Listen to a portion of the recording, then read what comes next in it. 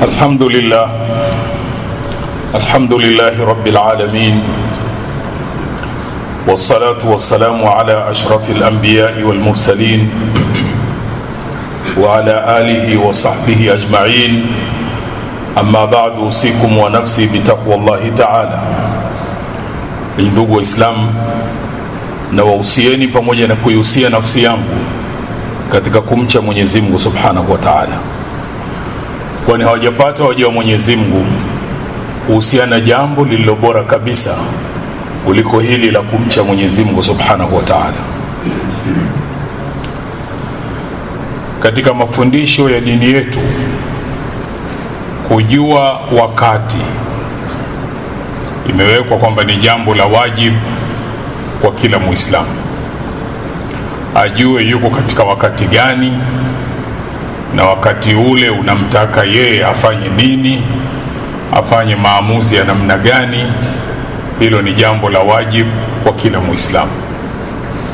Na kuonyesha uzito wake, ibada kubwa kabisa ambayo ni ibada ya sala imewekewa sharti ya ili sala isihi, ni lazima ujue wakati,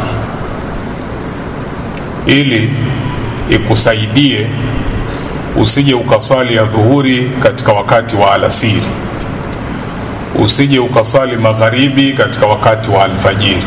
Maarifatul waqti, lazima ujue wakati.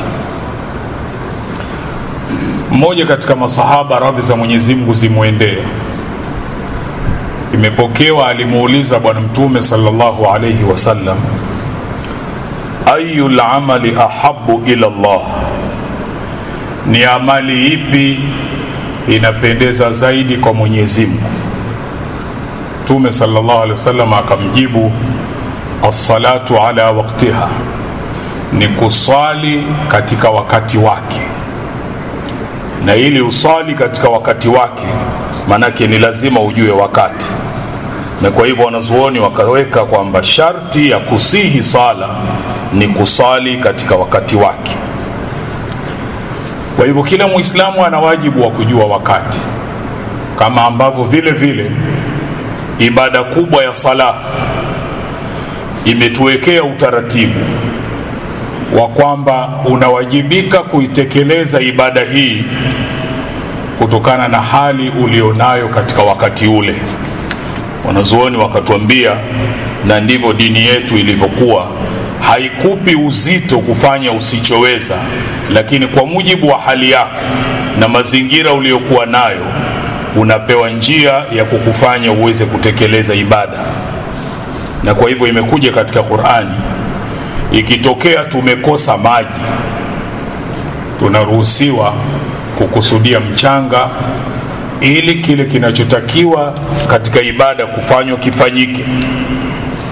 Kwenye ibada ya sala, ikitokea kusimama ni nguzo katika sala, ikitokea kwa sababu fulani huwezi kusimama, kumewekwa utaratibu wa kukufanya ibada ile uitekeleze kwa mujibu ya wakati ulionao na kwa mujibu wa hali ulionayo. Sahaba anaitwa Imran ibn Husayn, radhi za Mwenyezi Mungu zimwendee. Yeye anasema alipata maradhi ya bawasiri. Alipopata maradhi yale, akamuuliza Bwana Mtume sallallahu alaihi wasallam kuhusu swala, swali vipi? Mtume akamwambia, swali qa'iman, swali ukiwa umesimama. Fa in lam tastati', kama hutoweza katika wakati huo na kwenye hali yako, fa qa'idan, swali ukiwa umekaa. Fa in lam tastati', kama hutoweza, fa ala jambin, usali ukilalia ubavu, kwa mujibu wa hali na wakati aliyokuwa nao.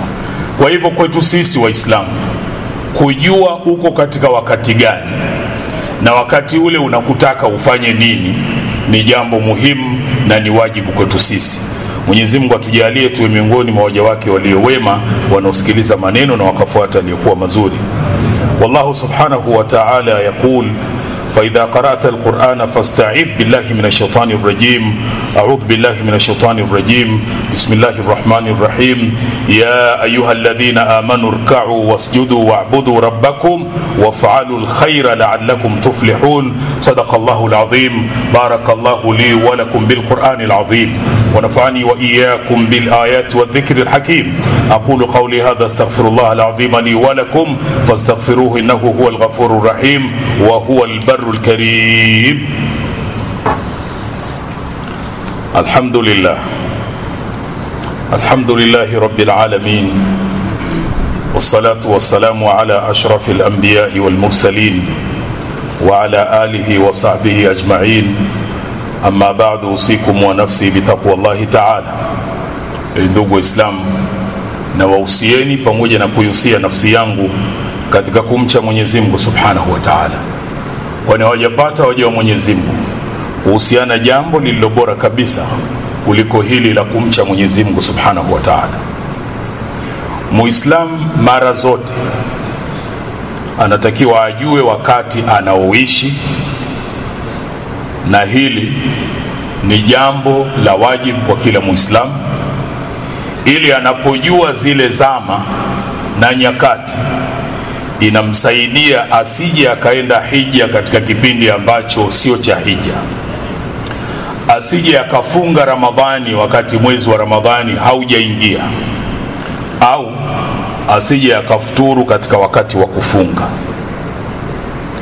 Bwana Mtume sallallahu alaihi wasallam tunaambiwa alikuwa akifanya uchaguzi, akichagua, na tunaambiwa ma khuyira Rasulullah sallallahu alaihi wasallam baina amrayn qattu illa akhadha aysarahuma. Kwa Mtume sallallahu alaihi wasallam alikuwa haletewi kuchagua baina ya vitu viwili wakati wowote ule, isipokuwa huchagua kile kilichokuwa chepesi, chenye kheri, chenye faida, ma lam yakun ithman, maadamu kitu hicho sio dhambi. Na Bwana Mtume sallallahu alaihi wasallam akatufunza sisi kwa kutuambia, ihris ala ma yanfa'uk, popote utakapokuwa kimbilia, fanya haraka, fanya pupa kwenye jambo ambalo lina manufaa kwako. Wasta'in billah, nataka msaada kwa Mwenyezi Mungu. Wala ta'jiz, na wala usifanye ajizi. Kisha Mtume sallallahu alaihi wasallam akatuambia sifa ya muumini, akasema almu'minu manfaa, muumini huwa ni manufaa matupu. Imma shaitahu nafaak, ukifuatana naye utapata manufaa. Wa insha wartahu nafaak, ukimtaka ushauri utapata manufaa.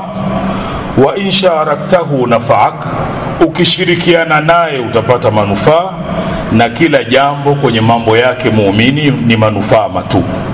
Sisi tujipime kwenye kipimo hicho, pamoja na kujua zama tulizomo, lakini tujipime kwamba sisi mara zote tuwe ni sehemu ya manufaa kwa namna alivyoelekeza Bwana Mtume sallallahu alaihi wasallam. Kisha akapiga mfano mwingine Bwana Mtume sallallahu alaihi wasallam, akasema mathalul mu'mini, mfano wa muumini, kamathali nahla, ni kama mfano wa nyuki. Hali isipokuwa kizuri chenye faida na manufaa, na hatoi isipokuwa kizuri chenye faida na manufaa. Wa waqa'at, na anapotua pahala kwa mahitaji yake, falam taksir, huwa havunji wala haribu. Kwa hivyo Mtume sallallahu alaihi wasallam anataka sisi tuwe kwenye mfano huo, kama alivyosema pahala pengine, almuslimu man salima almuslimuna min lisanihi wa yadihi, muislamu ni yule ambaye waislamu wengine wanapata salama kutoka kwenye ulimi wake na kutoka kwenye mkono wake. Hivi viwe vipimo vya popote pale tunapokuwa. Kazini kwako watu wanasalimika na ulimi wako, au wewe ndo sababu ya kuumizwa wengine kwa ulimi wako? Nyumbani kwako kwenye familia, popote pale utakapokuwa, ujipimi kwa kipimo hiki kwamba Mtume sallallahu alaihi wasallam anasema muumini mfano wake ni kama nyuki, hali isipokuwa kizuri, hatoi isipokuwa kizuri, na hatui pahala popote, akitua havunji wala haribu.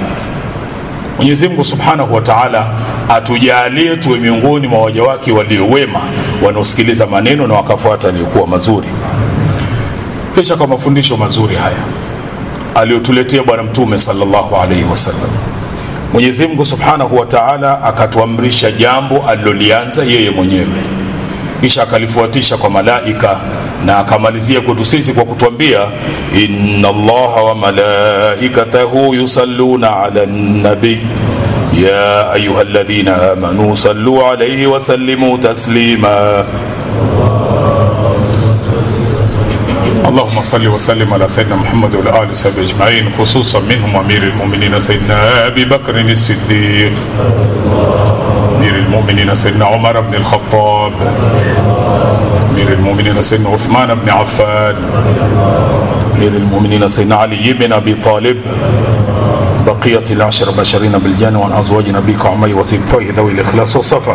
ربنا تقبل منا إنك أنت السميع العليم، وتب علينا إنك أنت التواب الرحيم، واغفر للمؤمنين والمؤمنات والمسلمين والمسلمات الأحياء منهم والأموات برحمتك يا أرحم الراحمين.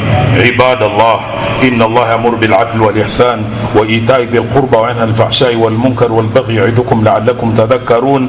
واذكروا الله العظيم يذكركم، واشكروه على نعمه يزدكم، ولذكر الله أكبر، والله يعلم ما تصنعون.